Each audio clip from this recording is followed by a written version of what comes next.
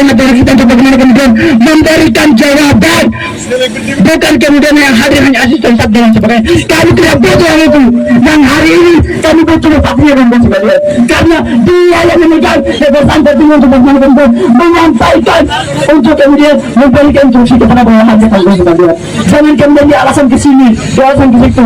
Bahkan dalam beberapa hari, beberapa bulan yang lalu, saya melihat postingan teman-teman saya di sana, ada bupati-bupati Tegal di sana kok, karaoke kok, bobrok itu. Kalau ke tempat lain, malah di daerah dia teman-teman sekalian. Anda yang bukan saya Pak Bupati, bahkan kalau ada bantuan sini foto saya Pak, saya tidak akan pernah diam kalau memang besok atau lusa dia kembali melakukan kebijakan-kebijakan tidak sesuai dengan sekalian.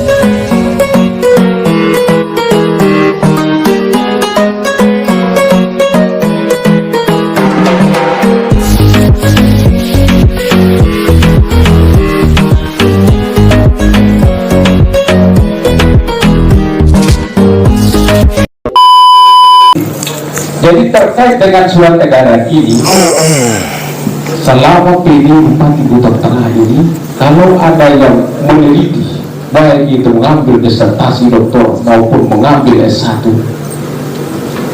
semuanya bebas. Yang penting melalui koridor perundang-undangan. Saya kira surat edaran ini kalau menurut kami tidak terlalu bertentangan dengan undang-undang. Anji Putra tidak lain dan tidak bukan hari ini bahwa ketika kita melihat surat edaran yang diterbitkan hari ini, bahwa itu secara nyata telah melawan atau bertolak belakang mengenai undang-undang keterbukaan informasi publik. Saya kira kita jelas bahwa dalam undang-undang keterbukaan informasi publik di dalam pasal 9 ayat 2 poin C, saya kira itu jelas bahwa surat pertanggungjawaban atau surat pertanggungjawaban keuangan itu dibersihkannya publik. Dan kemudian hari ini bahwa apa yang menjadi tuntutan kami, yang menjadi tuntutan utama kami adalah untuk bagaimana kemudian mencabut mengenai surat edaran tersebut. Saya mengucapkan banyak terima kasih sudah menerima kami untuk menyampaikan beberapa hal terkait persoalan apa yang kemudian menjadi tuntutan kami untuk dalam melakukan aksi demonstrasi pada hari ini. Saya rasa semua yang ada dalam ruangan ini sudah mengetahui poin penting apa yang kemudian menjadi tuntutan kami dalam aksi demonstrasi. Lanjut.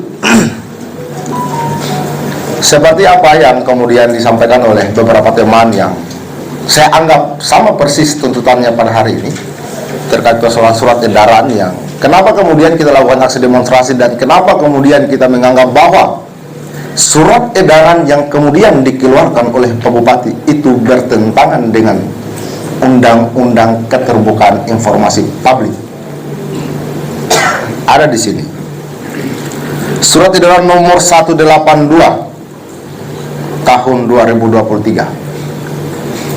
Kalau kita mau melihat sepintas tanpa ada pendalaman kajian dalam pernyataan ini, memang juga kita katakan bahwa ini tidak bertentangan. Oke? Ini tidak bertentangan. Kalau kita melihat sepintas isi surat edaran 182 ini. Tetapi di sini dipertegas dengan kata rahasia.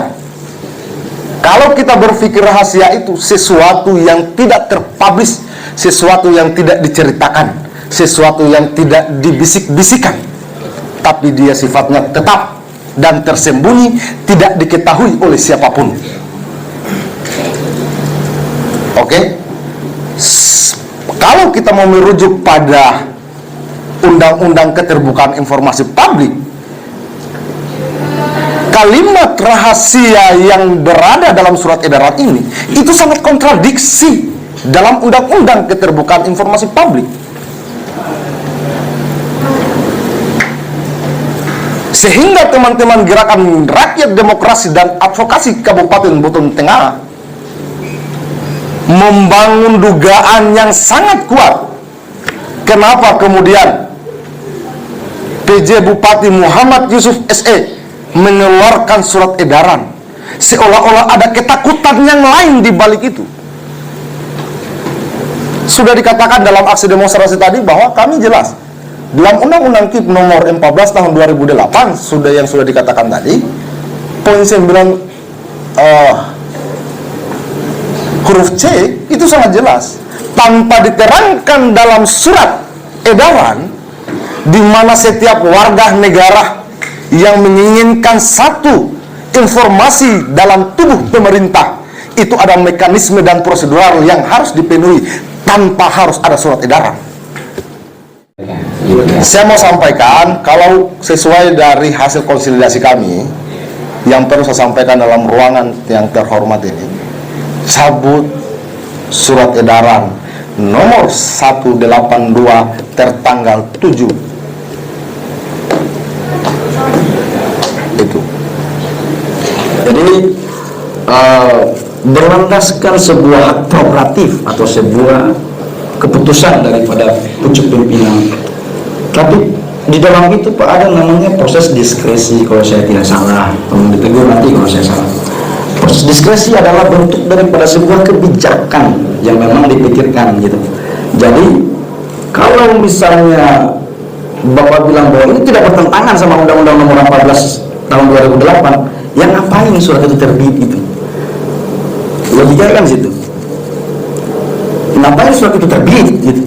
Kalau bisa bertentangan aturan, ya karena harus terpusatkan bahwa itu terjadinya di Buton Tengah, harus diperkuat lagi. Dengan ada surat edaran ini ya diperkuat lagi gitu. Memang sudah ada di nomor 14 tahun 2008, tapi Pak PJ membuat surat edaran tersebut lebih memfokuskan kepada Buton Tengah. Itu tadi kan Bapak bilang kayak gitu.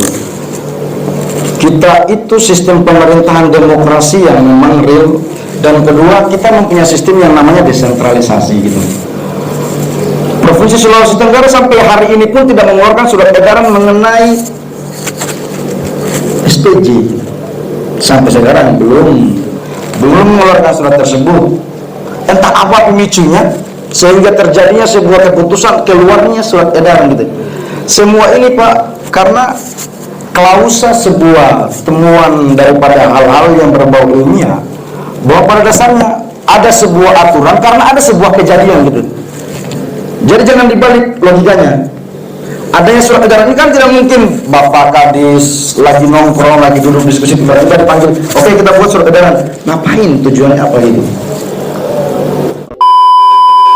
Saya kira ini ada kabak hukum, karena memang saya juga ikut kabak hukum dan asisten saya ikut dalam perumusan ini. Karena itu saya kira, tapi ini nanti bagian hukum dulu yang penjelasan. Kepada Pak Kabak kami persilakan dengan hormat. Iya Om, tetapi ikut juga berperan melakukan diskusi dengan pemerintah. Nah, terkait dengan dua penanya tadi, saya sudah mengkopi Pak Asisten. Pertama adalah berkaitan dengan SE 182 tahun 2023 tentang larangan pemberian informasi atau dokumen pertanggungjawaban dinas.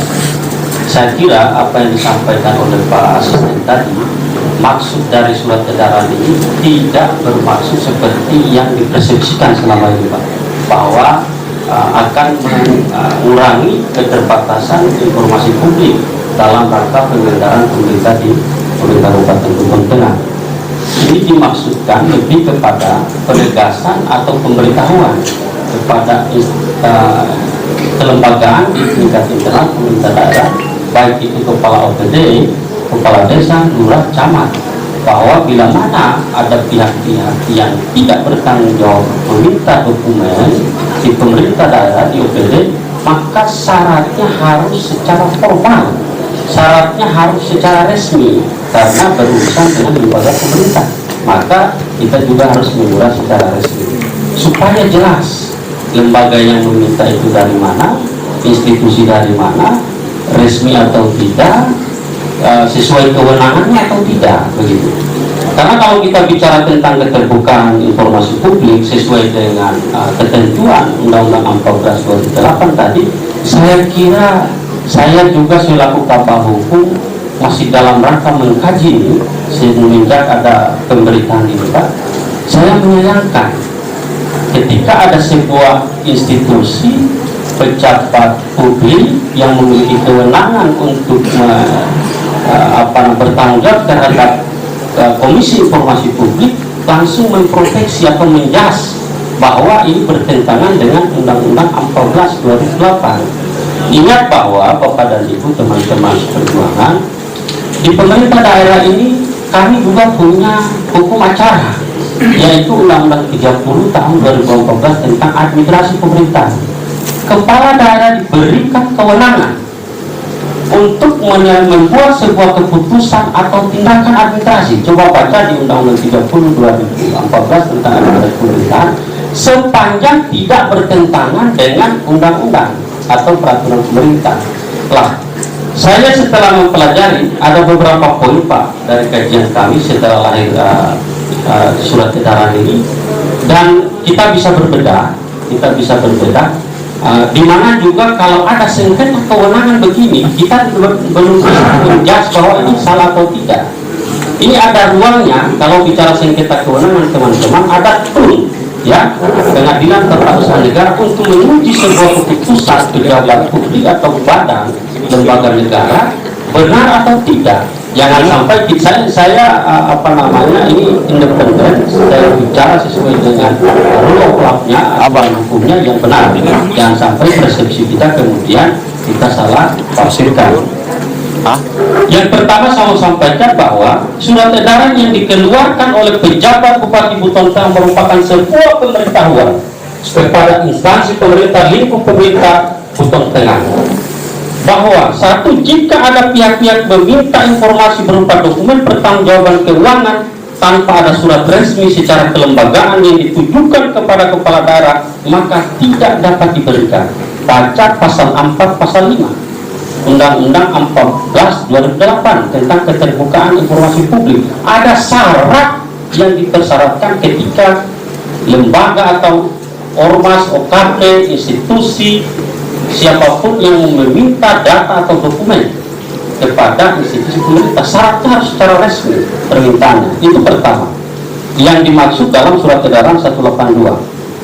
Yang kedua, surat edaran yang diterbitkan oleh pejabat Bupati Buton Tengah tidak dimaksudkan untuk menghalang-halangi informasi publik seperti pemberitaan beberapa hari di media saat ini. Yang ketiga, pejabat Bupati Buton Tengah juga paham sekali terhadap Undang-Undang 14 2008 tentang keterbukaan informasi publik, sehingga maksud dikeluarkan surat edaran tersebut pemberlakuannya lebih kepada unsur kelembagaan pada pemerintah Kabupaten Buton Tengah yang menjadi kewenangan Bupati sesuai tugas dan fungsinya sebagai kepala daerah selaku pembina pemerintah di daerah. Keempat, surat edaran yang dikeluarkan oleh pejabat Bupati Buton Tengah adalah merupakan naskah dinas biasa saja. Jadi surat edaran ini kalau bicara ukurannya, ini berbeda dengan peraturan bupati, berbeda dengan peraturan daerah, berbeda dengan keputusan bupati. Dia adalah naskah dinas biasa saja, yang menjadi kebiasaan di pemerintah manapun, berupa sebuah himbauan. Ya, saya lanjut lagi. Surat edaran juga tidak mempunyai kekuatan mengikat kepada luar instansi dan hanya berlaku mengikat instansi pejabat yang membuatnya. Jadi surat edaran ini Pak hanya mengikat saja kepada instansi atau kelembagaan di internal pemerintah daerah saja Buton Tengah. Selaku pemimpin daerah, selaku kepala daerah Pak Bupati sesuai dengan kewenangan dalam Undang-Undang 30 tahun 2014 tentang administrasi pemerintahan diberikan hak untuk kemudian menyampaikan, memberitahukan kepada institusinya. Jadi tidak berlaku kepada institusi atau di luar pemerintah daerah Kabupaten Buton Tengah. Maka pertanyaannya, di sisi mana bertentangannya dengan Undang-Undang 14 2008? Saya lanjut. Kemudian surat edaran tidak bertentangan dengan peraturan perundangan, sebab surat edaran tidak dapat dijadikan dasar hukum untuk menganulir peraturan menteri, peraturan presiden atau peraturan pemerintah.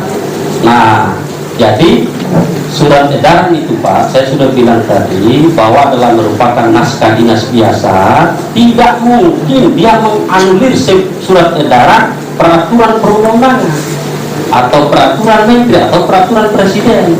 Ini berupa himbauan, berupa pemberitahuan kepada institusi di lembaga yang memiliki kewenangannya, khususnya di Buton Tengah. Jadi surat edaran ini tidak mengikat ke pemerintah di Bau, tidak mengikat ke pemerintah di luar Kabupaten Buton. Selaku kepala daerah penanggung jawab pembina pemerintahan di daerah, dia punya hak, punya kewenangan sesuai Undang-Undang 30 2014 tentang administrasi pemerintahan, memiliki kewenangan untuk melakukan tindakan administrasi pemerintahan untuk menginstruksikan, menyampaikan kepada bawahannya terkait dengan keluaran surat edaran 182. Nah, saya juga mau mengingatkan tadi bahwa ini saya kira apa yang dilakukan teman-teman ini membuka wawasan kita. Saya bukan karena sebagai bawahan PJ Bupati Kutai, tetapi sesungguhnya dalam kajian saya bertahun-tahun, ini juga merupakan sebuah terobosan, sebuah kebijakan yang saya anggap berani pejabat bupati ini melakukan ini, karena ini didukung oleh undang-undang. Coba bayangkan teman-teman, ya, yang dimaksud sifat kerahasiaan banyak sekali sekarang ini, permintaan-permintaan yang tidak jelas. Dengan kecanggihan teknologi, kadang-kadang dia minta nomor rekening kita, dia minta nomor KTP kita, ya, ternyata itu penipuan. Banyak juga kemudian yang bukan kewenangannya mau meminta dokumen. Coba bayangkan kalau itu Ketua Komisi Informasi Publik menyatakan dengan mudah bahwa bertentangan dengan Undang-Undang 14 2008, itu BPK Pak, ada lembaga kewenangan yang punya kewenangan untuk setiap saat meminta dokumen ke siapapun. Tetapi kalau saudara-saudara atau kita saja datang ke BPK langsung meminta hasil audit di pemerintahan manapun, itu tidak semudah itu kita diberikan. Kita harus ikuti prosedur dan mekanismenya. Salah satunya adalah kamu lembaga dari mana. Kalau kamu OKP ormas atau lembaga yang non pemerintah, maka kamu harus jelas berbadan hukum atau tidak. Itu lembaga atau badan pemerintah Pak. Tapi tidak semudah itu kemudian kita meminta dokumen atau informasi. Nah, itukah yang kita harus katakan bahwa dia bertentangan dengan Undang-Undang 14 2008? Artinya apa? Di pemerintahan ini kita tidak menutup ruang, kita tidak maksudkan di SE 182 ini terkait bahwa kita membatasi ruang. Tidak ada yang dibatasi. Hanya kalau ada yang mau meminta dokumen, ya, kalau ada yang mau meminta dokumen, maka dia harus jelas lembaganya dari mana, dan dia harus mengikuti prosedur ketatanan pemerintahan. Dia harus menyurat Pak, begitu. Karena kami setiap tahun hasil audit itu kita sampaikan ke BPK, ke BPKP, karena dia adalah badan yang punya kewenangan untuk tempat kami menyampaikan hasil audit, bukan kami tidak sampaikan.